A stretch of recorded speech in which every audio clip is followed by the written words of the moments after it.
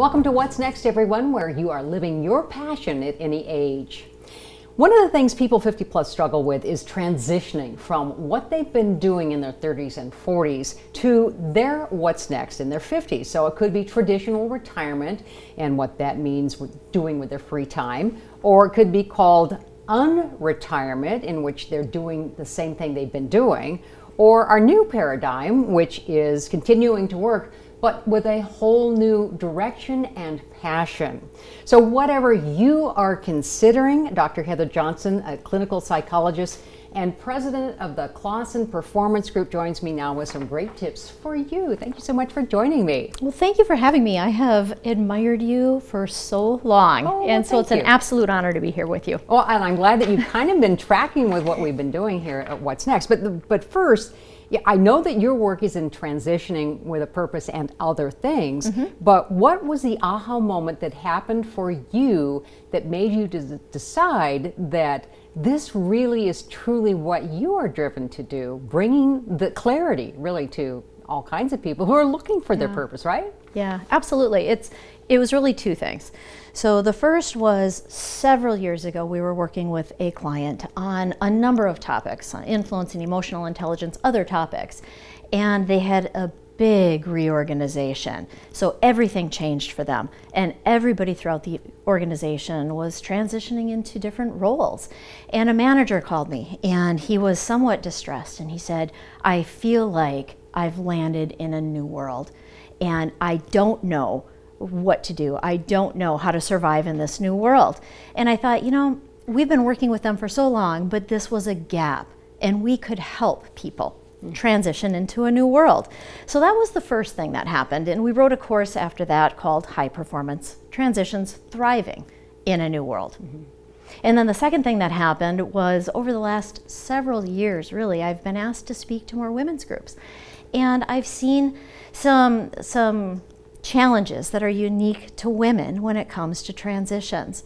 So in response to those challenges, I saw an opportunity to help women in particular transition effectively. So I created a women's retreat to help them identify what they want next, whether it's a new job or retirement, and then give them the tools to help them get there. So it's really those two things. And you do have another one of those coming up, and we'll talk about that at the very end. So that maybe some people watching can join you there. Yeah, absolutely. Okay, so we've got three areas that we're going to discuss today. So it's planning for a transition, that's very big. Understanding your authentic self, but that part of that, though, you'll explain what that means by the optimism. And then finally, the importance of building a network. So let's start with the purpose. How do you help people define their purpose? It's not an easy, fast thing to do. You know, a lot of people will make the mistake of thinking that they can just sit down and write out a quick purpose, and then that'll guide them. And they understand how important a purpose is. You know, a purpose drives us, it guides us. So if we don't have one, we can be all over the place. So they get that part, and they think, okay, I'm just gonna sit down and write it out. It doesn't work that way. Sometimes what will happen is people will think, I need this purpose, and they'll write down what they think other people would be impressed by, or what they should have for a purpose. But really, our purpose is inside us, and it needs to be uncovered. So what we've done is we've designed a process to help people uncover their purpose. So we've got a series of questions that people can ask to dig deep and see what is it that they really want out of life or out of this next chapter. You can have an overall purpose, or you can have a purpose specific to that next transition. So we help walk them through that process. I have a friend who recently confessed to me that part of, now she's very clear about her purpose and the things that she's passionate about. But part of that is that she has a brick and mortar store. And she said that one of the things that she couldn't imagine in the future of growing her business was being the first one in the door at 7:30 in the morning and the last one out the door at 6:30 or 7 o'clock at night, and having to sweep the floor and having to do a few other things, because that wasn't part of the bigger dream and purpose, right? And yet that's the reality of, you know, is your purpose enough to drive you even when maybe everything isn't great. Right. Well, and that's part of having a purpose. It's one of the benefits. It's not only that it provides you with that energy and that drive to get out of bed in the morning, but it also helps with resilience, because people who are crystal clear on their purpose find meaning in getting there early, in taking care of things that they don't necessarily want to. Their purpose helps them find meaning in that and helps them do it anyway. So transitions are full of setbacks, they're full of challenges, and having that purpose helps you overcome them. So number 2 is more of what I had said, was kind of more of your being your authentic self, but you clarify by saying optimism. So describe to me what you mean by that. Well, I like the way you frame that up in terms of being your authentic self, because we all have our own unique personalities. And there are different personality characteristics that can help us during transition and that can hold us back during a transition. So when you talk about it as your authentic self, what we need to understand is, who are we and how does our personality help us or possibly slow us down? So what we do is we give people an assessment to help them understand and be more aware of who they are. And then what strengths do they naturally have that they can leverage as they go through a transition? What gaps are there that might hold them back that they can close that would then again help them transition more effectively?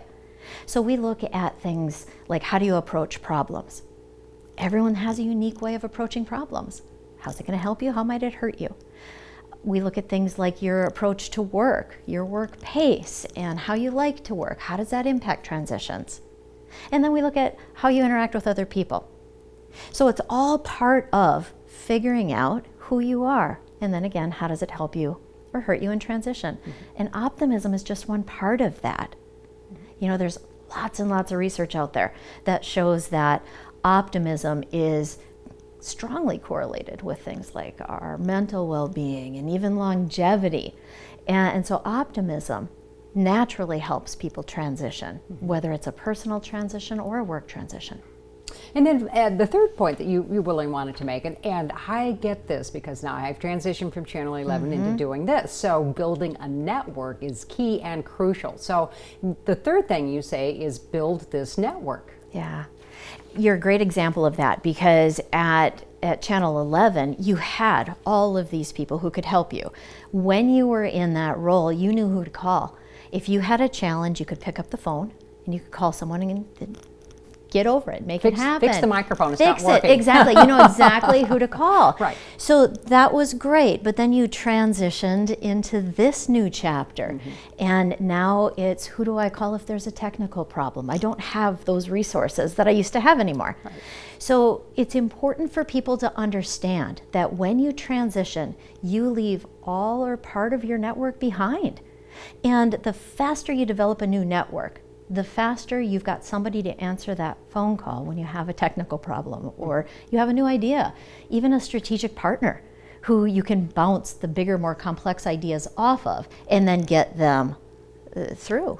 I think though that even people who are looking at volunteering, let's just say they've wrapped up their work life, they've moved into their retirement life, and they're really not interested in working anymore, even though there's a lot that are, but they're not. But so maybe they're doing more grandparent time, but they are looking in a lot of cases for additional volunteer work. So even that networking needs to happen, perhaps if they haven't had a chance to do that before. Absolutely. It's just the same as when you were working at a 9-to-5 job. It's the same thing. You need that network. So if you've got somebody going into retirement, one of the groups of people that they want to be sure to continue to network with, especially if, say, they're going from Minnesota down to Phoenix, you need to build a new social network. The better your social network is, the better your mental health is, the happier you are, and then the more likely you are to have people who can help you find those volunteer opportunities too.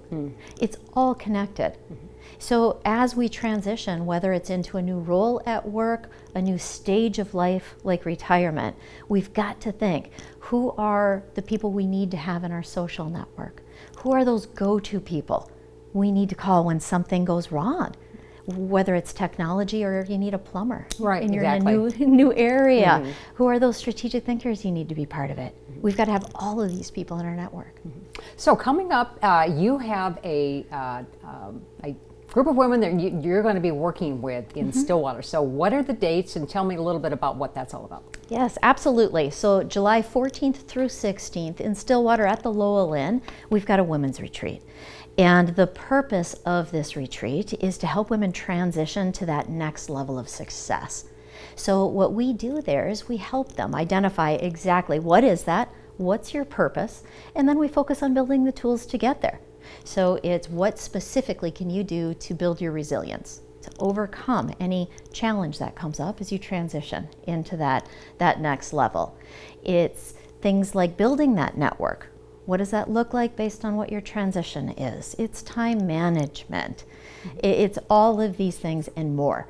Again, the purpose is to help women identify and successfully achieve that next level of success.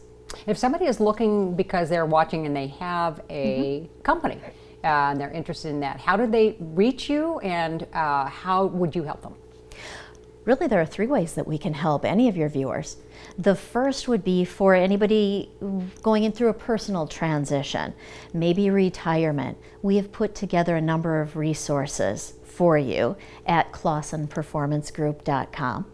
So that would be the first way. Second, maybe there's somebody watching who's going through a transition at work and wants to help their team move through that transition more efficiently and more effectively. Well, we can come in and we can do a customized version of high performance transitions, thriving in a new world.